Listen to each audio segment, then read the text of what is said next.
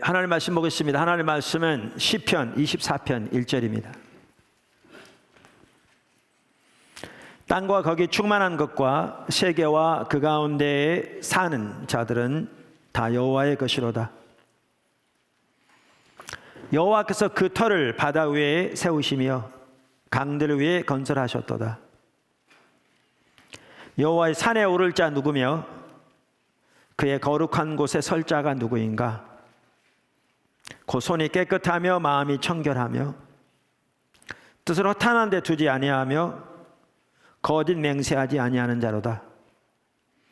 그는 여호와께 복을 받고 구원의 하나님께 의를 얻으리니 이는 여호와를 찾는 족속이요 야곱의 하나님의 얼굴을 구하는 자로다. 아멘.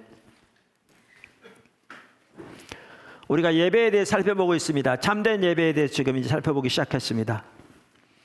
그러면서 우리 참된 신앙을 위해서도 예배를 위해서도 하나님의 얼굴을 구하는 삶이 가장 중요하고 핵심입니다. 하나님의 얼굴을 구하는 삶에 대해서 지금 살펴보았고, 지난주에는 하나님의 얼굴을 구하는 삶에 대해서 전반적으로 살펴보았습니다. 할 수 있으면 반복적으로라도 지난주 설교를 듣고 전체적으로 요약하고 머릿속에 늘 가지고 있으면서 그렇게 하나님을 꼭 찾는 여러분 모두가 되기를 주님의 이름으로 축원합니다. 저는 정말 지금 이 코로나 시대에 그 어둠이 만민을 가리고 캄캄함이 이 온 땅을 덮는 것과 같은, 정말 세계적으로 볼 때의 시대에 그 어둠에 휩쓸리는 가운데 머물러 있을 것인지, 예수를 믿더라도 정말 하나님의 얼굴을 구해 주님을 찾는 가운데 하나님의 영광의 빛이 그곳에 임해서 일어나 빛을 발해서 그 영향력이 열방에까지 미치는 자리에 설 것인지 우리에게 선택하라고 강력하게 명령할 것이라고 저는 믿습니다. 하나님께서 반복적으로. 저는 한국 교회만 하더라도 지금 그 기로에 섰다고 저는 확신합니다. 한국 교회가 그렇게 하나님의 얼굴을 집중적으로 구해서 정말 합력하여 선을 이루실 뿐만 아니라 이 코로나 사태 가운데 하나님의 일하시고 행하시는 이 하나님의 그 역사를 보고, 무엇보다 하나님의 주권적인 통치와 그분의 그 실수 없는 그 신실하심, 지혜, 그 하나님의 영광을 보고 그 안에서 안식할 뿐만 아니라 그 하나님의 행하심을 보고 온 사람을 동참하는 가운데 놀랍게 하나님을 경험하고 하나님 앞에 세워지는, 그래서 교회 가운데 하나님의 임재와 생명이 넘치는, 그렇게 하나님께서 교회를 그러니까 그렇게 교회를 세우시기 위해 하나님께 초청하고 계시다고 믿고요. 하나님을 찾지 않으면 교회가 침체가 더 가속화될 겁니다. 너무나 불버릇이 많합니다. 확 갈라질 겁니다. 개인이건 교회건. 저는 하나님께서 지금 이 코로나 사태 가운데서도 세계적으로 귀한 일을 하나님 당연히 하고 계시죠. 우리 한국을 위해서도 이미 나눈 것처럼 귀하게 함께 하고 계시고, 여기에 한국교회가 일어나서 이걸 잘 담을 수 있어야 된다고 저는 믿습니다. 그리고 포도나무 교회가 무엇보다 앞장서서 우리 모든 성도들이 하나님을 찾음으로 교회 가운데 더 놀라운 하나님의 임재와 영광이 넘쳐서 이 부분들이 되어지는데 앞장서 따라가기를 저는 원하신다고 확신합니다. 그래서 모든 성도들이 정말 실제로 하나님을 집중적으로 찾아야 할 그런 가운데 있습니다. 그래서 꼭 그렇게 하시면 너무 좋겠고요.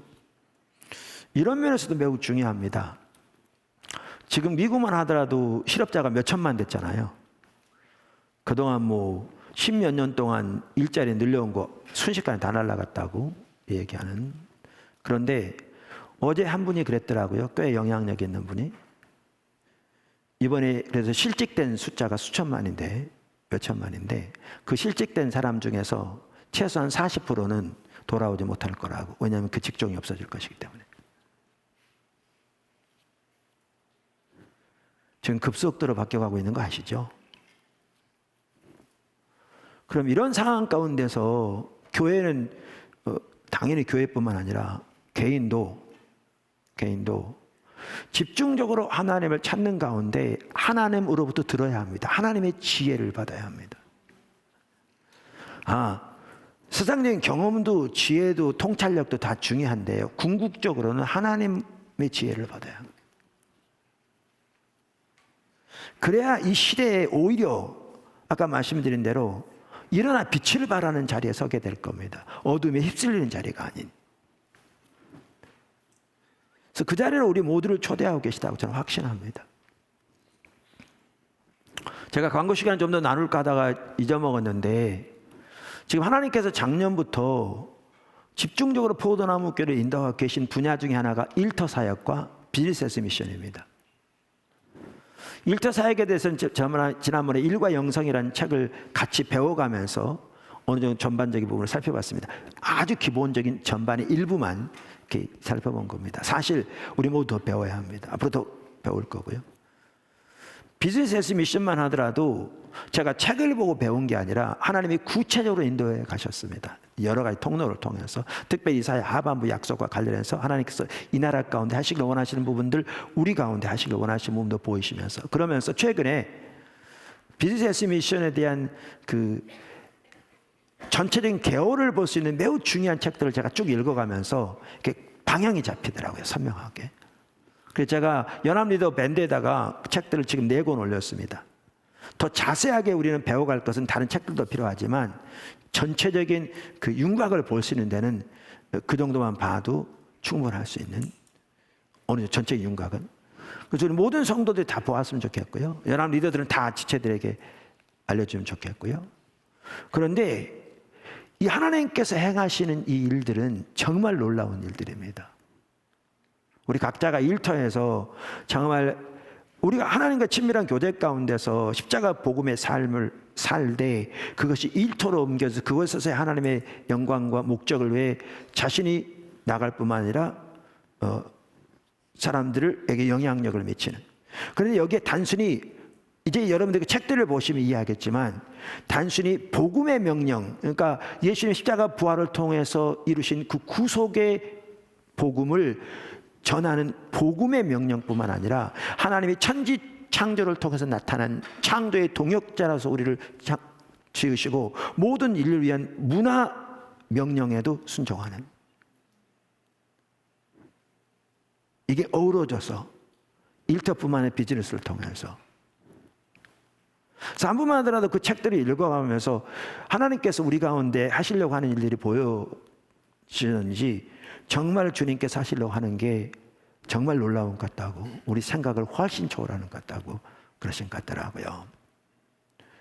우리가 이 모든 일들을 한 예만 하더라도, 지금 아까 말한 대로 아프리카 프로젝트마다 우리 전혀 생각지 않은 가운데 하나님이 우리가 생각지 못한 부분으로 지금 일하고 계시잖아요. 다 연결되어지는데, 이러한 상황에서 우리가 하나님의 얼굴을 구하는 삶이 핵심이거든요. 개인적으로, 교회적으로. 갈림길에 서 있다고, 지금 코로나 때문에. 갈림길에. 어둠에 휩쓸릴 거냐? 일어나 빛을 발할 거냐? 하나님의 영광 위해서. 그래서 우리 모두는 다 그렇게 하나님의 얼굴을 집중적으로 구하는 가운데 하나님의 영광임에서 일어나 빛을 발하는 데 서기를 바라고, 특별히 교회가 더 그렇게 되기를 간절히 소원하고 또 그렇게 되기를 예수님 축복합니다. 자, 오늘은 하나님의 얼굴을 구하는 예배에 대해 살펴보려고 합니다. 그래서 지난주에 하나님의 얼굴을 구하는 삶 전체를 이렇게 요점을 잘 살펴봤고요. 하나님 인도하셔서 이제 그러면 그걸 토대로 우리가 어떻게 예배를, 하나님의 얼굴을 구하는 예배로 나갈 거냐, 이 부분을 오늘도 살펴볼 텐데, 오늘도 전체적인 요점을 잘 이렇게 볼 수 있으면 좋겠고요. 그래서 여러분들이 전체적으로 이해하고 숙지하고 그렇게 예배를, 하나님의 얼굴을 구하는 예배로 나갈 때 하나님의 얼굴을 구하는 삶의 한 핵심적인 부분이 이 예배의 부분이거든요. 그래서 이것이 여러분 모두에게 잘 이렇게 실천되어져서 정말 놀랍게 하나님 앞에 세워지는, 오히려 이 코로나 사태가 세워지는 뒤에서 마치 풍랑이 불면 그 풍랑을 힘입어 더 빨리 가는 것처럼 배가 그렇게 하나님 앞에 세워지는 여러분들이 되시기를, 또 포도나무 교회가 되기를 예수님 축복합니다. 다시 한번 우선 예배는 하나님의 얼굴을 구하여 나오는 겁니다. 예배는 오늘 본문이 그것을 보여줍니다. 3절에 보면 여호와의 산에 오를 자 누구냐 그랬는데 여기 여호와의 산은 예루살렘 성전이 있던 성전산을 가리킵니다. 그럼 어떤 사람이 그 성전산에 올라간다는 것은 지금 예루살렘 성전에 하나님의 예배하러 나가는 걸 말하는 겁니다. 그래서 시편 전체가 예배에 대한 시편입니다. 24편 전체가. 6절에 이렇게 말합니다. 이는 여호와를 찾는 족속이요. 그러니까 예배 핵심은 하나님을 찾아 나가는 겁니다. 그러면서 하나님을 찾는다는 말이 무슨 뜻이냐? 야곱이 하나님의 얼굴을 구하는 자로다. 이렇게 말함으로써 예배는 하나님의 얼굴을 구하여 나가는 것임을 명확하게 말하고 있습니다. 그래서 하나님의 얼굴을 구하는 것이 예배에 있어서 가장 중요한 부분입니다. 자, 첫째, 예배는 수단이 아니라 그 자체가 목적입니다. 그러니까 우리의 예배가 하나님의 얼굴을 구하는 예배이기 때문에 여기에 중요한 한 가지가 우리의 예배는 그 자체가 목적입니다. 우리의 예배는 우리의 목적을 위한 수단이 아닙니다. 할렐루야.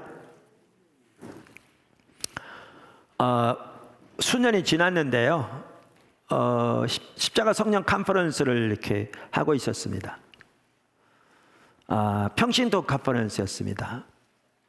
그러니까 우리가 목회자 컨퍼런스, 지금은 평신도라는 용어를 이렇게 쓰기를 원치 않아서 전체 컨퍼런스라고 그러는데 그 당시에는 이제 평신도 컨퍼런스라고 불렀죠.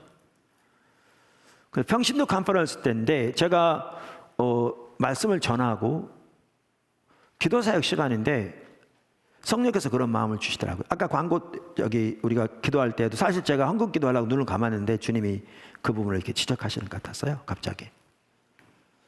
그래서 이렇게 멈추고 우리 같이 기도했는데 그런 것처럼 이렇게 기도 사역 시간인데 저에게 어떤 부분을 비추시더라고요. 또렷하게. 그러면서 세 가지를 딱 비추세요. 그러면서 그 목회자들에게 예배에 대해서 이 세 가지 부분에서 회개하라고 그렇게 말하고 회개하기를 이렇게 결단하시는 분들은 앞으로 나오라고 이런 마음을 주시더라고요. 나오게 하라고.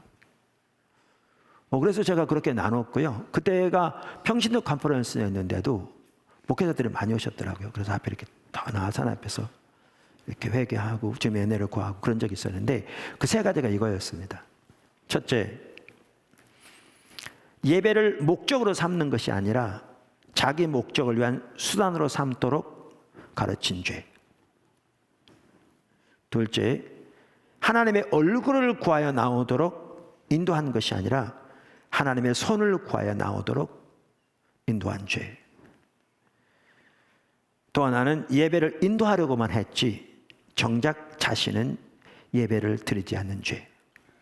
사실 이런 부분이 오늘날 너무나 팽배하거든요. 그리고 이것은 심각한 죄거든요. 우리는 오늘날 이런 부분이 너무나 팽배하기 때문에 이것이 당연한 걸로 알고 그게 죄라는 의식조차 없는데 우리가 예배를 올바로 이해하면 이러한 부분은 정말 심각한 죄이거든요. 간단히 좀 설명하면요. 오늘 살펴볼 내용이 많습니다. 그래서 제가 자세한 설명을 못합니다. 요점만 해야 합니다. 지난주도 그랬듯이. 우리 하나님은 우리의 모든 예배를 받으시기에 홀로 합당하신 분입니다. 저는 주님을 찬양할 때 주님은 합당하십니다. 이 부분만 이렇게 혹은 존귀하십니다. 영어로 worthy to be praised.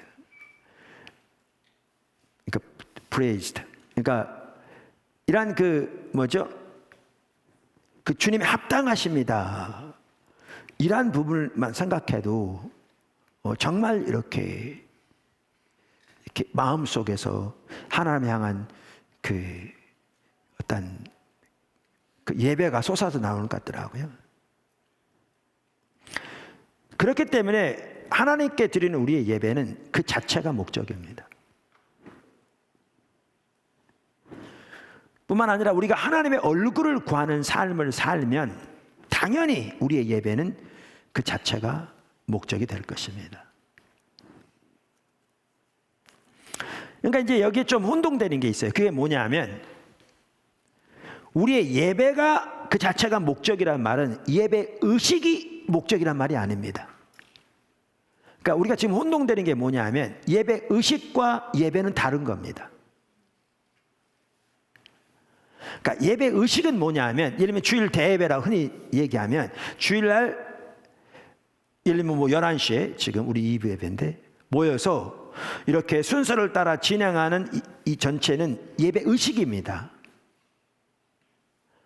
많은 사람들이 이걸 예배라고 생각합니다. 아니요, 이건 예배 의식입니다. 그럼 예배는 뭐냐면 이 의식을 통해서 하나님을 예배하는 행위가 예배입니다. 할렐루야. 그러니까 이걸 예배 의식과 예배 행위로 분리할 수 있습니다. 좀 혼동되십니까? 예배 정의는 예를 들면 하나님께서 행하신 그 모든 아름다운 일들을 인하여 하나님께 찬사를 드리고 하나님은 그분으로 인하여 기뻐하는 겁니다. 앞으로 나올 텐데. 자, 그러면 우리가 주일 날만 하더라도 이렇게 모여서 순서를 따라 진행하는 이 모든 것은 예배 의식입니다. 이게 예배가 아닙니다. 예배 의식이고요. 이 의식을 통해서 우리는 우리의 온 마음으로 하나님 그분께 찬사를 드리고 우리의 온 마음으로 주님을 기뻐하고 우리의 온 삶으로 그분께 우리의 삶을 드리는 이 예배 행위가 예배입니다. 이 둘은 다릅니다. 근데 적지 않은 사람들이 오늘날 예배 의식을 예배라고 잘못 이해합니다. 그러다 보니까 제가 설교할 때 혼동될 때도 많습니다. 왜냐하면 제가 이 얘기하는 바가 다르니까. 그럼 예배 그 자체가 목적이라 이 말은 예배 의식 이 자체가 목적이라는 말이 아닙니다. 아닙니다. 우리 하나님께 드리는 예배가 그 자체가 목적이라는 말입니다. 이해되시죠? 네. 그러니까 우리의 예배 자체가 목적입니다.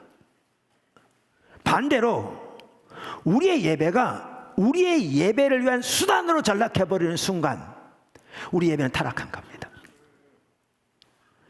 그게 우리가 이미 살펴본 율법주의 예배입니다. 율법주의 예배입니다. 그것은 성경에 의하면 하나님을 멸시하는 행위요. 그 예배는 하나님 앞에 전적으로 타락한 예배입니다. 우리의 예배가 우리의 목적을 위한 수단으로 전락해버렸을 때. 그런데 오늘날 적지 않은 경우에 아까도 말씀드린 대로 예배를 수단으로 삼는 경우가 많은 거죠. 그 다음에 우리의 예배는 아까 말씀드린 것처럼 하나님의 얼굴을 구하여 나가는 겁니다. 다시 말하면 하나님의 손을 구하여 나가는 것이 아닙니다. 즉, 내 필요와 내 목적을 위해 그저 하나님의 도움과 능력을 구하여 나가는 것이 아닙니다.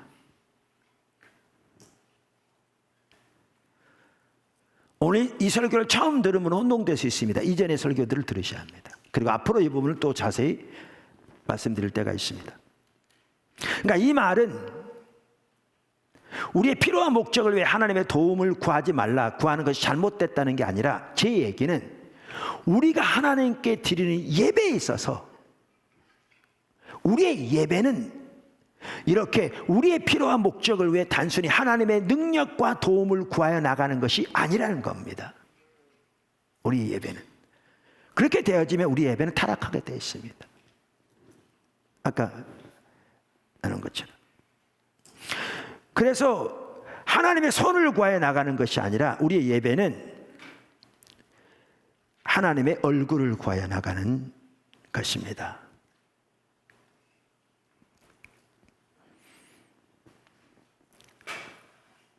즉 우리가 오직 하나님만을 사랑하고 하나님만을 구하고 하나님과 함께하는 삶을 살고 하나님 계신 곳에 함께 있기를 구하여 나가는 것이 예배고요.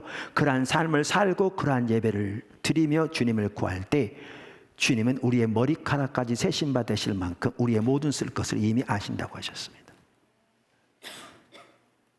사실 저 개인적으로 보더라도요, 저와 제 가정의 필요는 제가 구하기 전에 거의 대부분 하나님이 다 아시고 채우십니다. 그럼 어떤 분은 그럴 수 있습니다. 아이고, 교회가 그 정도 크니까, 그 큰 교회 담임 목사니까 그렇지. 아니요, 교회가 조금 했을 때도요. 교회에서 전혀 제 필요가 채워지지 않았을 때에도 여전히 하나님은 그렇게 하셨습니다. 그때는 더 그렇게 하셨습니다. 이스라엘 백성들이 광야 생활할 때에는 만나가 메추라의 기적이 더 있었잖아요. 오히려 가나안 땅에 들어갔더니 만나가 그쳤잖아요. 그런 것처럼 쓸 것뿐만 아니라 이러한 부분들이 교회가 크기 때문이 아니고 하나님께서 하나님의 역사로 미처 구하기 전에도 거의 대부분을 채우십니다. 그런데 그럼에도 불구하고 어떤 부분은 하나님께 구할 부분이 있습니다. 왜냐하면 주기도문에서도 예수님께서 일용할 양식을 구하라고 하셨잖아요. 물론 그 의미는 우리가 생각하는 좀 다를 수도 있습니다. 그렇기 때문에 그 자리가 있지만 예배는 원칙적으로 근본적으로 자기 필요한 목적을 위해 하나님의 도움을 구하여 나가는 것이 아닙니다. 이따 좀 더 자세히 볼 겁니다. 예배는 하나님의 얼굴을 구하여 나가는 겁니다. 그리고 하나님의 얼굴을 구하여 나아가 그분을 추구하는 가운데 그 상황에서 주님의 인도를 따라 주님의 뜻, 주님의 목적을 발견하고 기도할 뿐만 아니라 자기 필요를 위한 기도도 하되 이때에도 중요한 것은 그저 주세요가 아닌 이 당면한 문제에 대한 하나님의 지혜와 하나님의 인도를 구하여 주 앞에 서게 되는 것이죠. 그리고 그렇게 하나님의 지혜와 인도를 구하여 따라갈 때 하나님이 강력하게 역사하시고 하나님의 능력으로 이루시는 것이지요. 어찌됐든 이러한 부분은 이제 저 자세히 앞으로 살펴보겠지만 예배는 근본적으로 하나님의 손을 구하여 나가는 것이 아니고 하나님의 얼굴을 구하여 나가는 것입니다. 마지막으로 성경에 나오는 예배를 보면 예배 인도자들이 먼저 예배했습니다. 예배 인도자들이 오직 하나님만을 예배하는 자세로 자신이 서서 하나님 앞에 서서 주님만을 예배하고 나가면 모든 다른 사람들도 그 인도를 따라 하나님만을 예배하는 자리로 나아갔죠. 그러나 오늘날 적지 않은 목회자들과 예배 인도자들은 다른 사람들을 위해 예배 의식을 인도하려고 노력하지 자신들은 전혀 하나님을 예배하지 않는 경우가 많습니다. 그건 정말 잘못된 겁니다. 자, 그래서 우리의 예배가 하나님의 얼굴을 구하는 예배가 돼야 되는데 하나님의 얼굴을 구하는 예배가 되려면 이와 같이 하나는 예배는 그 자체가 목적이다라는 것입니다. 예배는 우리의 목적을 위한 수단이 아니다. 아멘. 자, 둘째, 아까 말씀드린 대로 전체 요점별로 좀 살펴보려고 합니다. 예배의 본질은 하나님과의 만남입니다. 아멘. 예배의 본질은 하나님과의 만남입니다. 자, 아까 제가 예배 의식과 예배의 차이를 말씀드렸습니다. 혹은 예배 의식과 예배 행위를 말씀드렸습니다. 자, 그럼 예배 의식은 그것이 주일 대예배든 뭐 저녁 예배든 아니면 가정 예배든 의식들입니다. 개인 기도도 마찬가지고 의식입니다. 그럼 예배는 이 예배를 통해서 이렇게 하나님을 알기를 구하고, 그러니까 먼저 하나님께서 행하신 그 아름다운 일들을 인하여 하나님께 감사를 드리고 찬사를 드리고 주님으로 인해 기뻐하며 주님을 더욱더 알기를 구하고 주님의 뜻을 알아가고 함께 있기를 구하여 주님을 찾으면 성경에 뭐라고 되어 있냐면 하나님을 마음을 다해 찾으면 하나님이 반드시 만나주시겠다 이렇게 되어 있습니다. 성경에는 아침에 해가 뜨는 것처럼 그렇게 분명하게 임하시겠다 이렇게 되어 있어요. 그러니까 새벽빛같이 일정한 이렇게 되어 있잖아요. 그래서 이렇게 주님을 찾으면 주님이 오십니다. 그래서 하나님의 임재를 함께 하십니다. 그래서 하나님의 성품을 우리에게도 깨닫게 하시고 하나님의 마음을 알게 하시고 하나님의 목적을 알게 하시고 하나님의 약속을 주시기도 하고 하나님을 떠나 있는 하나님의 합당치만 우리의 죄된 모습도 보게 하셔서 돌이키게 하시고 이렇게 다시 말하면 하나님과의 만남이 이루어집니다. 이게 예배의 본질입니다. 믿으십니까? 심지어 구약 성경에 보면요, 하나님께서 이렇게 그 성막을 만드셨잖아요, 그죠? 성막을 만드셨는데 성막을 만드신 목적에 대해서 가장 핵심은 이제 거기 하나님이 임재하셔서 영광의 임재로 그들 가운데 거하시며 그들을 통해서 두루 행하신 일들을 행하시기 위해서 임하셨는데, 여기 출애굽기 29장에 보면요, 그 성막에서 드려지는 번제에 대해서, 그러니까 하필은 예배에 대한 것이죠. 이렇게 말합니다. 우리는 너무나 많은 경우에 구약 성경만 하더라도 거기에 의식, 예를 들면 양을 잡아서 드리는 제사와 같은 의식이 핵심인 줄 알아요. 당연히 의식이 드려졌어요. 근데 그게 전혀 본질이 아니었어요. 전혀 핵심이 아니었어요. 그 여기 보면 출애굽기 29장에 42절부터 보면 이렇게 나옵니다.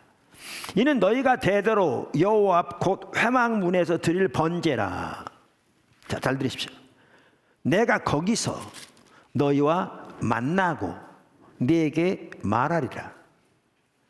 내가 거기서 이스라엘 자손을 만나리니 내 영광으로 말미암아 회막이 거룩하게 될지라.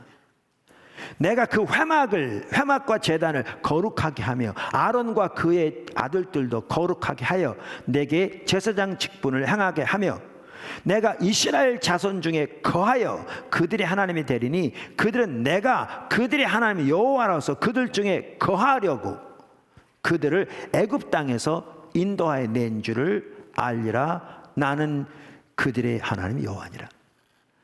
신약 성경에 보면 교회가 이 성전이 완성된 거거든요. 물론 최종적인 완성은 하늘나라에서 이루어집니다만, 그러니까 여기에 이 말씀은 신약의 교회를 위한 예언이기도 하고요, 특별히 여기에 번제라고 나오는 것처럼 신약의 교회의 예배에 대한 그림자라고도 볼 수 있어요. 특별히 신약 시대는 예수님께 십자가 못 박혀 돌아가시고 부활하시고 성령을 우리에게 보내주심으로써 이 일이 더 구체적으로 일어날 수 있도록 하나님께서 역사하신 거죠. 자, 그러면 여기도 보시면 예배의 본질이 뭡니까? 하나님과 만남입니다.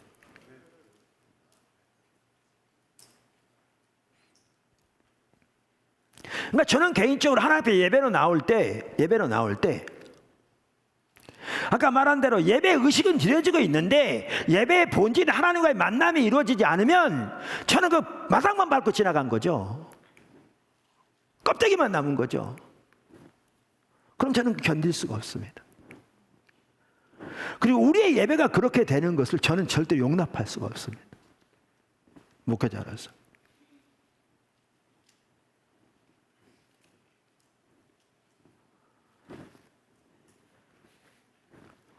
왜냐하면 예배의 본질은 하나님과 만남이기 때문에.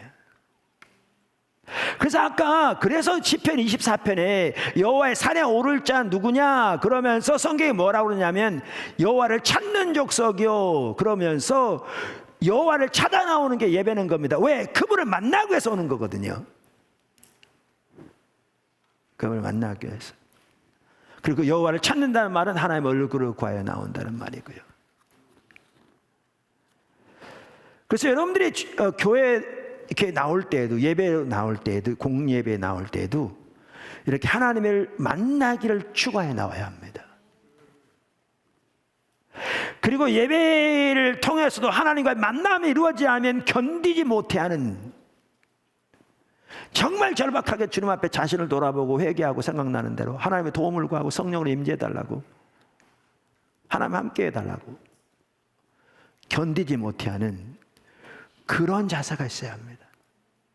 그게 올바른 신앙입니다. 그게 참다운 예배의 자세고요. 할렐루야. 이렇게 우리의 예배가 하나님의 얼굴을 구하여 나오는 것이고 그 예배의 한 핵심과 본질이 하나님과의 만남이기 때문에 우리는 우리의 예배가 혹은 예배 의식이 그렇게 표현하는 게 좋겠죠. 우리는 우리의 예배 의식이 다음에 세 가지로 전락하지 않도록 혹은 우리의 예배가 다음에 세 가지로 전락하지 않도록 힘써야 합니다. 그 세 가지가 뭐냐 하면 우리의 예배가 하나의 의식으로 전락하지 않도록 힘써야 하고요. 우리의 예배가 하나의 습관으로 전락하지 않도록 힘써야 하고요. 우리의 예배가 하나의 형식으로 전락하지 않도록 힘써야 합니다. 정말 중요합니다. 저는 개인적으로 목사로서 포도나무 교회 제가 담임 목사니까 포도나무 교회 예배가 의식이나 습관이나 형식으로 전락하지 않도록 저는 힘을 다해 힘씁니다. 그러려면 제가 먼저 깨어 있어야 이게 가능하겠죠.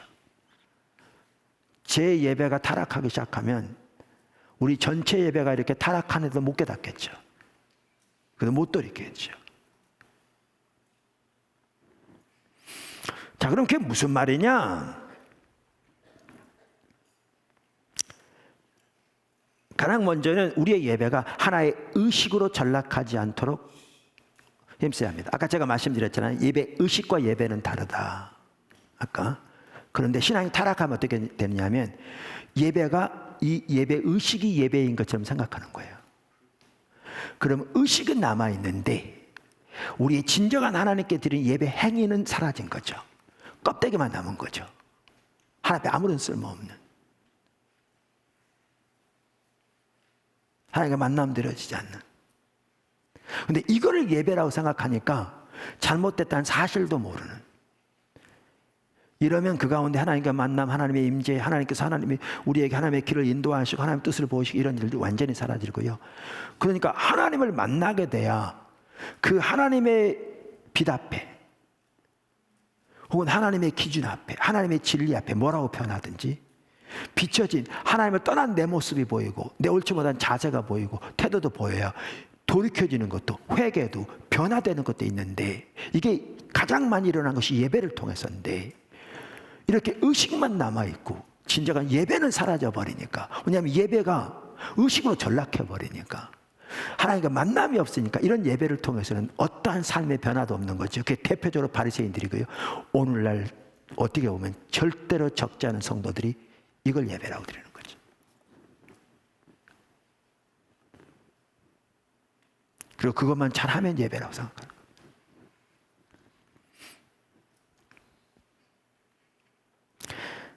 저는 이것에 대해서 좋은 예를 제가 결혼 예배로 예를 많이 들어요.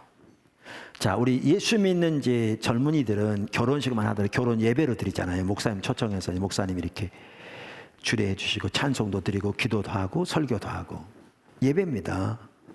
근데 여러분 일반적으로 시장에서 드리든지 교회에서 드리든지 하나님께 결혼 예배로 드리면서도 일반적으로 그게 예배라는 인식조차 하지 않습니다. 그 결혼식에 오는 분들이 예배 드리러 안 옵니다.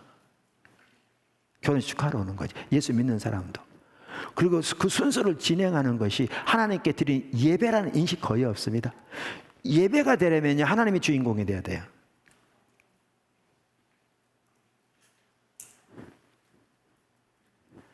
그게 예배로 드려주려면 하나님이 주인공이 돼야 한다고요. 우리의 초점이 하나님께 했어야 돼요. 오직.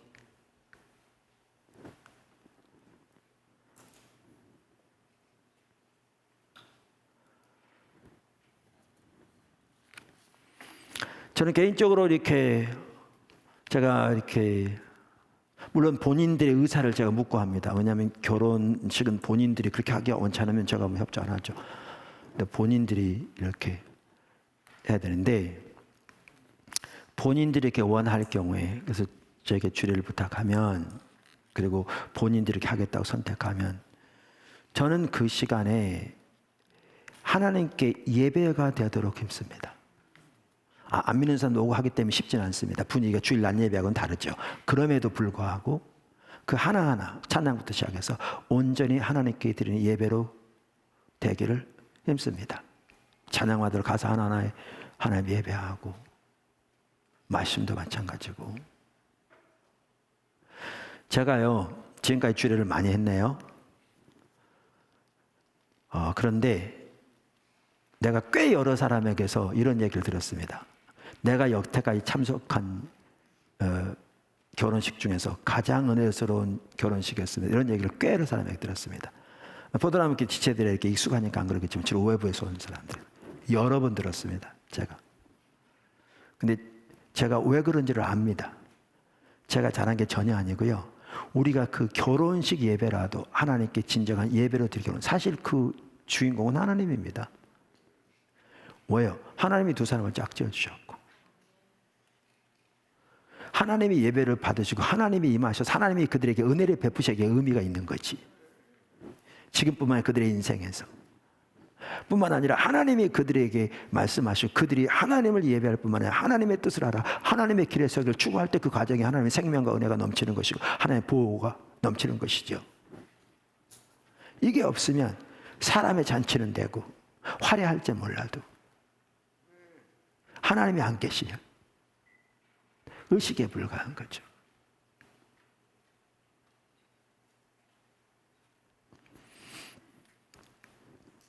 그래서 그분들이 그렇게 얘기하는데 왜 그런지 저는 알아요. 그게 왜 그렇게 말하냐면 이렇게 하나님만 예배하기 원하고 하나님만 추구하니까 주님이 임재하시는 겁니다. 그럼 그분들은 하나님의 임재가 뭔지는 잘 모르는데 주님이 임재하시니까 좋은 겁니다. 마음이 편하고 하나님의 사랑이 뜨겁고 그러니까 그렇게 변하는 겁니다. 그분들은. 그럼 제가 왜 그 얘기를 들었냐면 정도의 차이는 있을지 모르지만 오늘날 심지어 적지 않은 성도들이 주일 낮 예배를 드리면서도 그렇게 드립니다. 결혼식 예배처럼. 순서, 의식을 따르는 것에 불과한 여기에 종교심은 가미될 수 있습니다. 바리새인들은 종교심은 뛰어났습니다. 그래서 그 의식 하나하나 철저히 했습니다. 여러분 보세요. 안 믿는 사람들 중에요. 좀 종교심이 강한 사람들 제사 지내는 거예요. 정말 정성을 다해서 합니다.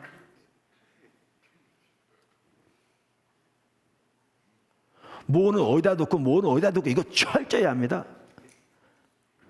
그리고 과일, 고기 비싼 돈을 들여서 최상품을 사다 합니다. 종교심 뛰어납니다. 근데 그게 종교심과 하나님을 사랑하는 건 다릅니다.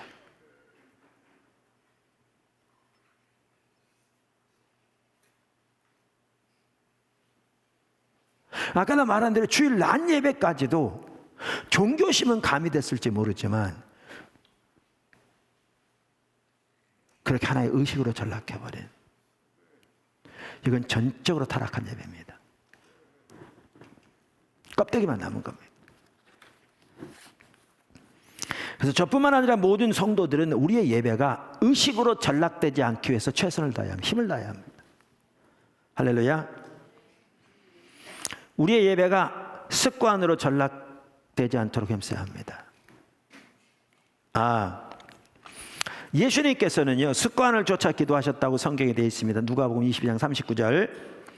이 말은 예수님이 습관적으로 건성으로 기도했다 그 말이 아니라 예수님에게는 하나님과의 만남, 기도가 그의 삶의 매우 중요한 건강한 일상이었다 그 말입니다. 이거는 우리의 기도와 예배의 본보기입니다. 우리의 예배가, 우리의 기도가 예수님처럼 건강한 일상이 돼야 되는 거죠. 그거를 성경은 습관을 따라 기도하셨다고 이렇게 되어 있습니다. 그럼 제가 말하는 우리의 예배가 하나의 습관으로 전락하지 않도록 힘써야 한다는 말은 전혀 그런 뜻을 말하는 게 아니고요. 우리의 예배가 습관적으로 드리는 마음 없는 건성으로 드리는 예배가 되지 않도록 힘써야 한다 그 말입니다. 그러면 제가 그렇게 말하니까 여러분 그럴 수 있습니다. 우리가 그렇게 예배 드리냐? 아니요. 저는 대표적인 예로 가끔 이 얘기 하잖아요. 한 번은 그런 적이 한 두세 번 있었는데 식사 기도하다가 회개했습니다. 왜냐하면 식사 기도하려고 눈을 감았는데 조금 아까 기도한 게 생각났어요. 그래서 회개한 거죠. 아니 내가 얼마나 마음이 없이 건성으로 기도했으면 기도한 것도 잊어먹고 또 기도하게 하냐고요.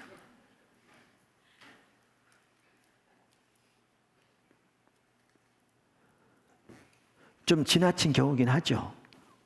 여러분은 안 그러시겠습니다만. 근데 제가 아는 어떤 교회는요, 주일 낮 예배를 1시간 동안 드려요. 그리고 한 30분 쉬었다가 주일 저녁 예배를 40분 동안 드리고 가요. 원래 저녁 예배를 드렸는데 흩어져 다시 모이기 힘드니까 오후 예배를 돌렸어요. 그러면 이제 식사하고 오후 예배를 드렸는데, 식사하고 또 예배 드리고 가니 너무나 번거로우니까 1부 예배 마치고 3부 쉬었다가 낮 예배 마치고 30분 저녁 예배 드리는 거죠. 뭐 때문에 드리는 건데요? 하나님 우리 저녁 예배 드렸습니다라고 도장 찍으려고요? 그게 무슨 의미가 있는데요?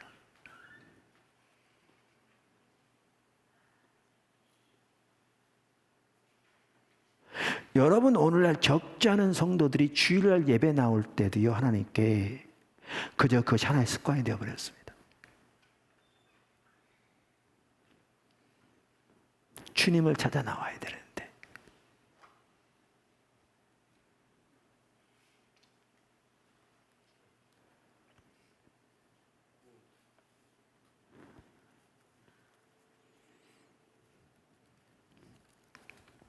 마지막으로 우리의 예배가 하나의 형식으로 전락하지 않도록 힘써야 합니다. 우리 예배가 일정한 절차나 순서를 맞추는 것으로 전락해서는 안 됩니다. 그건 전적으로 타락한 삶입니다. 타락한 예배입니다. 자, 그래서 말씀드린 대로 우리의 예배의 본질은 하나님과의 만남입니다. 할렐루야.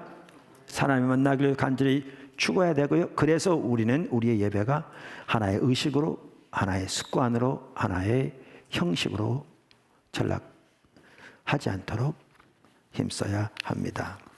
세 번째, 하나님 얼굴을 구하여 나와야 합니다. 하나님의 얼굴을 구하여 나가야 합니다. 우리가 아까 본문에서 본 것처럼 예배는 하나님의 얼굴을 구하여 나가는 것입니다. 다시 말하면 하나님 그분 자신을 구하여 나가는 것입니다. 이것에 대한 좋은 예가 다윗입니다. 늘 말씀드린 것처럼 다윗은 먼저 하나님의 얼굴을 구하는 삶을 살았습니다. 우리가 잘 아는 시편 27편 4절, 내가 여호와께 바라는 한 가지를 그것을 구하리니 곧 내가 내 평생에 여호와의 집에 살면서 여호와의 아름다움을 바라보며 그의 성전에서 사모하는 그것이라. 다윗은 하나님의 영광의 임재가 머물러 있던 장막에서 하나님의 아름다운 성품을 바라보며 하나님을 찾는 것이 그의 유일한 열망이었습니다. 즉 하나님 얼굴을 구하는 삶을 살았습니다. 그러니까 그는 하나님 앞에 예배로 나올 때에도 하나님 얼굴을 구하여 나왔습니다. 시편 26편 8절에 여호와여 내가 주께서 계신 집과 주의 영광이 머무는 것을 사랑하오니 이렇게 말하죠. 어제 제가 토요일날 오후 2시에 기도회 인도하잖아요. 어제 제가 이렇게 찬양하면서 기도 인도하는데 그래도 여러분들이 오셔서 함께해서 너무 좋았고요. 저 개인적으로 너무나 귀한 시간이었어요. 정말 주님만을 예배하기 원하고 주님만을 알기 원하고 또 간절한 그 갈망도 있죠.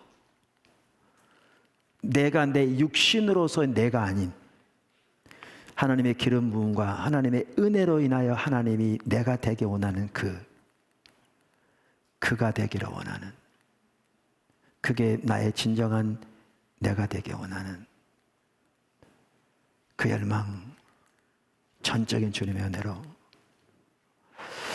그리고 그 사랑이 너무나 크고 너무나 이렇게 놀라워서 하나님 앞에 이렇게 주님만을 구하여 서고 주님만을 높이고 그분만을 기뻐할 때 이렇게 감격이 있고 눈물도 나오고, 저 같은 경우는 이렇게 감사와 감격이 넘치고 왜 콧물이 나오는지 모르겠어요. 그렇게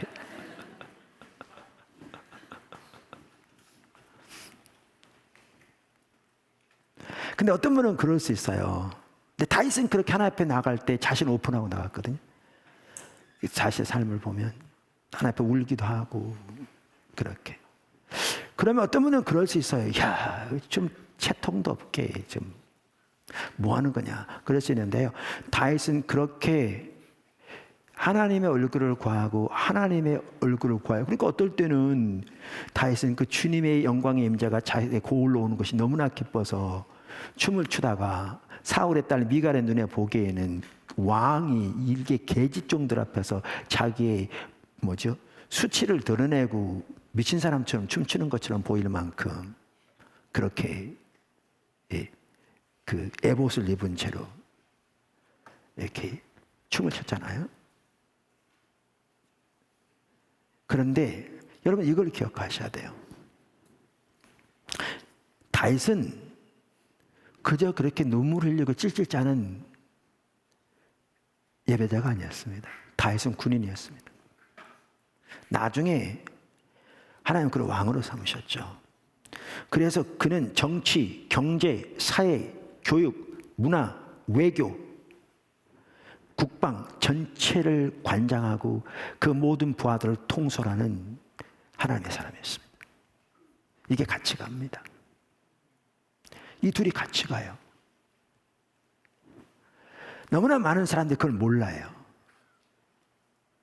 그렇게 하나님을 찬양하고 주님만 높이고 주님만 예배하고 주님만 할 때는 울고 기뻐하고 감격하면 약하게 보고 찌질하다고 생각하고 뭔가 이렇게 좀 지위가 있는 이렇게 되려면 뭔가 사람의 채통도 갖추고 이게 사울이었거든요. 사울은 하나님 앞에 진정한 예배보다 사람들 앞에 자기 채통이 중요한 사람입니다. 버림받은 사람입니다. 오늘날도 적지 않은 성도들이 하나님 앞에 나올 때 세상에 있는 지위, 세상의 채통을 가지고 나오거든요. 그걸 그대로 하나님 앞에 나오면서.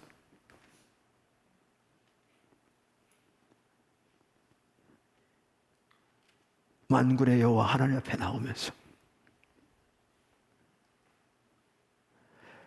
근데 다윗은 사실은 저 같은 사람보다 여러분 같은 사람이에요. 저는 풀타임 사역자잖아요.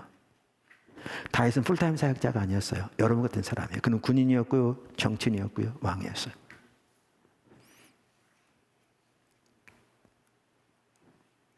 그래서 우리의 일터 사역, 비즈니스 에스 미션 등등 하나님께서 귀하게 사역하시는데 여러분들이 다윗처럼 그렇게 하나님을 예배하고 하나님 앞에서 그렇게 하나님을 기뻐하고 그렇게 하나님 얼굴을 구하는 삶을 살기를 축복하고요.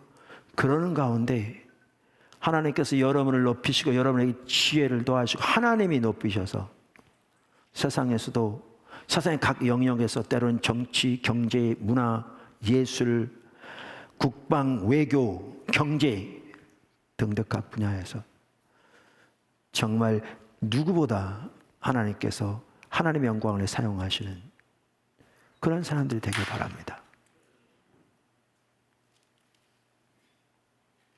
그게 우리 신앙이에요.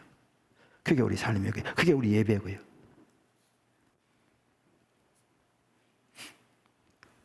할렐루야.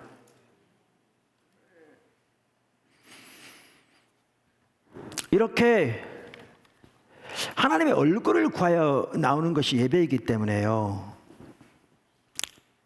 예배이기 때문에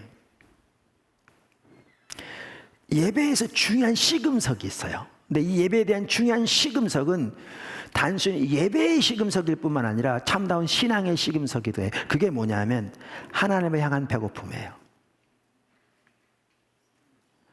그러니까 우리의 삶은 신앙은 하나님의 얼굴을 구하는 삶이고요. 우리의 예배는 하나님의 얼굴을 구하여 나오는 것이기 때문에 우리의 신앙과 우리의 삶에 대한 시금석, 우리의 신앙이 지금 옳은 상태에 있는지, 우리의 예배가 지금 올바른 예배인지 혹은 잘못된 예배인지 그것을 판단할 수 있는 시금석이 있는데 그게 뭐냐면 하나님에 대한 배고픔이에요. 하나님을 향한 갈급함.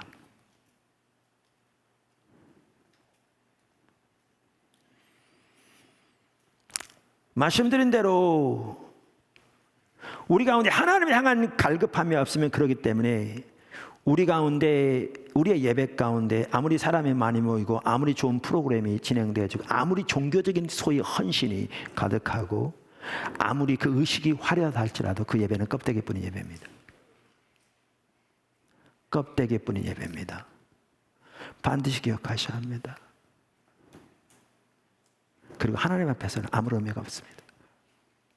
그게 마당만 밟고 지나간 예배거든요. 그게 이스라엘 시대 예배입니다. 그게 바리새인들의 예배입니다.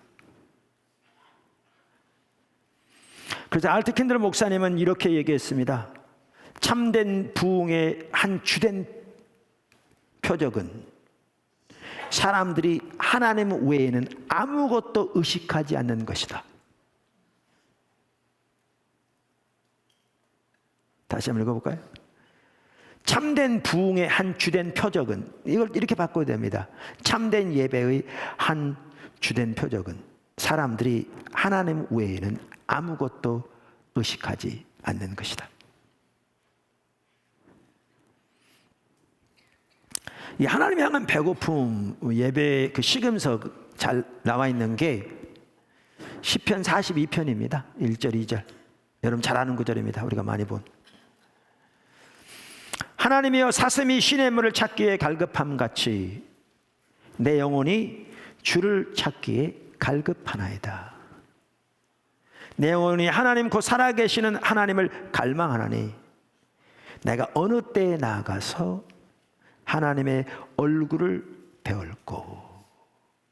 여기에 시편, 이 시편이요, 여러분 그 시편에 보면, 성경에 보면 제목이 뭐라고 되어 있냐면 고라 자손들의 맞서기를 이렇게 돼 있어요. 그러니까 고라 자손들은 다윗이 언약궤를 예루살렘에 가져다가 그 언약궤를 위한 장막을 치고 거기에 둔 다음에 그 언약궤 앞에서, 즉 하나님의 영광의 임재를 바라보며 영광의 임재 가운데서 하나님께 찬사와 감사를 드리고 하나님을 기뻐하는 예배를 지속적으로 드리도록 세운 무리들이에요. 그러니까 그들 중에 일부의 혹은 한 사람의 시편입니다. 그러니까 이 시편은 예배와도 관련돼요. 예배와도 관련돼요. 그러면서 이 지금 시편 기자는 뭐를 그토록 갈망하고 있습니까? 하나님을 향한 배고픔 갈망으로 그렇게 갈망하고 있습니다. 여기 보시면 사슴이 시냇물을 찾기에 갈급함 같이 내 영혼이 주를 찾기에 갈급하다. 근데 주를 찾는다는 말이 무슨 말인가? 살아계신 하나님을 갈망하나니 어느 때 나가 하나님 얼굴을 배울고. 이걸 보면 지금 그가 예루살렘 성전에 들어가서 과거 했던 것처럼 하나님의 영광을 바라며 그분을 예배할 수 있는 것이 지금 가능하지 않은 것 같아요. 그때를 기억하면서 그와 같이 하나님의 영광의 임재 가운데서 그분의 아름다움을 보며 그분을 찬양하고 그분을 뭐죠? 찾는 그 일을 사모하면서 지금 말하는 거죠. 근데 여기에 보면요, 루터가 한 말인데, 마르틴 루터가 여기에 갈급함이란 말이 똑같은 용어가 요엘서 1장 20절에 쓰여졌는데 그 구절을 대조해서 본다면, 그걸 토대로 본다면 그냥 갈급함이라고 번역하기보다는 울부짖으며 찾은 것 같이라고 번역하는 게 더 옳다, 이렇게 말한 거예요. 무슨 말인지 제가 요엘서 1장을 읽어볼게요. 요엘서 1장 19절 20절. 그 요엘서 1장은 하나님의 심판으로 임할 것에 대해서 말하는 구절이긴 한데요, 이렇게 말합니다. 19절. 여호와여 내가 주께 부르짖으오니 불이 목장의 풀을 살랐고 불꽃이 풀의 모든 나무를 살랐음이니이다. 들짐승도 주를 향하여 헐떡거리며, 이 헐떡거린다는 말이 아까 같은 말이란 말이에요. 헐떡거리며 헐떡거리오니 시내가 다 말랐고 풀이 불에 탔음이니이다. 자 보세요. 비가 오지 않아서 완전히 가뭄이 있어요. 그래서 시내까지 다 말랐어요. 모든 게 바싹 말랐어요. 그런데 불까지 나서 모든 초목이 다 타버렸어요. 시내는 말랐어요. 이때 들짐승이 여기 성경에 보면 하나님을 향하여 헐떡거린다고 그랬는데 이 헐떡거림이 얼마나 심하겠어요. 그 상황인데. 그러면서 그걸 같은 단어가 쓰여진 이걸 토대로 루터는 그렇게 말한 거죠. 아까 이 시편 기자가 시냇물을 찾기에 갈급함 같이 내 영혼이 주를 찾기에 갈급하나이다, 이렇게 번역되어 있는데 이 정도 가지고는 이 말의 의미를 다 표현할 수 없다. 울부짖으며 주님을 찾는다, 이렇게 표현해야 한다라고 말한 거죠.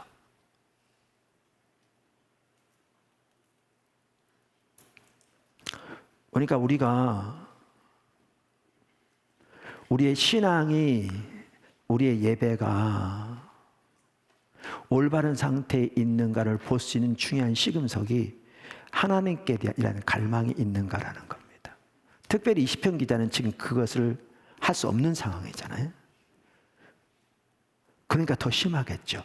그러나 근본적으로 우리가 하나님 앞에 나올 때 정말 하나님의 은혜로 인하여 하나님께 감사함으로 하나님을 찬양함으로 나오되 하나님 그분을 향한 이 갈망이 있는가라는 거죠.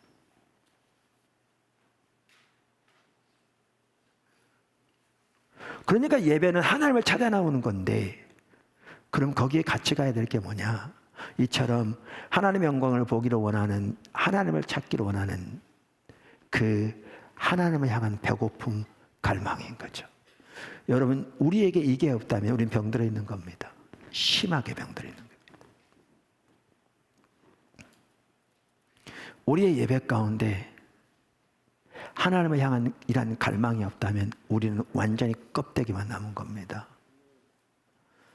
그러니까 거기서 돌이켜지지 않으면 우리의 신앙은 화석화된 신앙이 됩니다. 화석이 그거라고 그랬잖아요. 미국에 어느 이렇게 화석 박물관을 제가 지나가게 되는데 보니까 거기 가려고 했더니 시간이 지나 딱 닫혔더라고요. 그래서 못 들어갔는데 입구에 대표적인 하나의 그 이렇게 화석이 있는데 영락없이 나무예요. 나이테 모든 게 완전한 나무예요. 이제 나무였어요. 완전한 나무인데 돌로 굳었어요. 그게 화석이에요. 그걸 이제 발굴에다 갖다 놓은 거죠. 하나님을 향한 이 갈망이 사라지면요, 우리는 모양은 완전한 기독교인이에요. 우리의 예배는 완전한 기독교식이에요. 근데 돌처럼 굳어요. 생명이 없어요. 모양만 남아요. 완전히 타락한 거죠. 이렇게 돼버려요. 근데 오늘날 그렇게 된 경우가 절대로 적지 않아요. 그래서 코로나 이 시대에 우리가 하나님의 얼굴을 집중적으로 구해서 회복되어지고 하나님께서 영광으로 임하셔서 일어나 빛을 발하서 그 영향력이 열방에 미치는 자리를 설 것인지, 아니면 예수를 믿는 믿음은 가지고 있을지 모르지만 신앙과 모양은 화석처럼 굳어져서 흑암이 하늘을 덮고 만민에게 임하는 이 상태 그대로 휩쓸릴 것인지 거기에 선택해야 한다고요.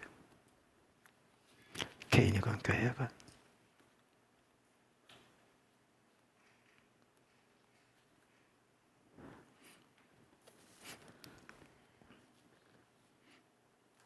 그러니까 여러분이 지금 여러분의 신앙이, 예배가 내가 올바른 상태에 있는가 없는가, 그거를 가장 간단히 볼 수 있는 한 가지가 뭐냐면 지금 이거예요.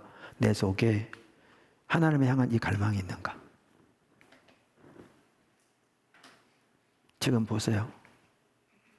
없으면 더 늦기 전에 정말 주님 그 마음 회복시켜 달라고 절박하게 기도하셔야 돼요. 하나님 그분을 알기를 원하는 갈망. 할렐루야. 네 번째, 예배의 준비. 그러니까 하나님의 얼굴을 구하는 예배가 돼야 되는데, 이러한 예배가 되려면 우리는 예배를 준비해야 돼요. 예배를 준비해야 돼요. 이 말은 예배 인도자들만을 말하는 게 아니라 모든 성도들이 예배를 준비해야 돼요. 예배를 준비해야 됩니다. 그것은 주일 예배뿐만 아니라 중보기도든지 우리 개인적인 예배든지 다 마찬가지입니다. 오이코스 예배도 마찬가지고 그렇습니다. 그러면 우리가 예배를 올바로 하나님의 얼굴을 구하는 예배가 되게 준비해야 되는데, 준비한 핵심이 뭐냐면 하나님의 얼굴을 구하는 예배를 방해하는 요소들을 제거해야 돼요. 하나님의 얼굴을 구하는 예배를 방해하는 요소들을 제거해야 돼요. 그러니까 이 요소들을 제거하지 않으면 이러한 방해 때문에 하나님께 대한 올바른 예배, 하나님의 얼굴을 구하는 예배를 못 드리게 되는 것이지요. 그러면 하나님께 드리는 참다운 예배, 하나님의 얼굴을 구하는 예배를 방해하는 요소들이 많이 있는데 그 중에 몇 가지 대표적인 것만 나열하면 다음과 같습니다. 5가지를 제가 나열할 텐데요. 그 외에도 많지만 대표적인 몇 가지입니다. 첫째, 둘째는 중요하지 않습니다. 5가지입니다. 죄책감, 분주함, 조급함, 모든 염려, 개인적인 의제. 5가지 뭐라고요? 죄책감, 분주함, 조급함, 모든 염려, 개인적인 의제. 하나씩 간단히 살펴보겠습니다. 하나님의 은혜의 보좌 앞에 담대히 나가는 것을 방해하는 가장 주된 요소 중 하나는 죄책감입니다. 수많은 성도들이 이 죄책감에 휩싸여 하나님 앞에 담대히 나가지도 못할 뿐만 아니라 하나님의 얼굴을 구하는 예배를 드리지 못합니다. 그래서 우리는 우리의 예배 준비를 통해서, 아까 준비가 필요하다고 그랬잖아요. 준비를 통해서 우리가 생각나는 모든 죄를 회개하고 오직 예수 그리스도의 십자가의 공로만을 믿음으로 의지하여 서야 합니다. 그리고 우리는 하나님의 약속을 붙들고 하나님 앞에 나가야 합니다. 즉 요한에서 1장 9절, 만일 우리가 우리 죄를 자백하면 그는 미쁘시고 의로우사 우리 죄를 사하시며 우리를 모든 불의에서 깨끗하게 하실 것이요. 여기 미쁘시다 말은 신실하시다는 말입니다. 하나님은 하나님의 약속을 반드시 지키시는 하나님이십니다. 의롭다는 말은 하나님께서 예수님을 십자가에 내어주심으로 우리 죄를 위해 대속하게 하셨기 때문에 그분이 우리의 죄를 용서하시는 것이 그분의 의로우심을 나타내는 것입니다.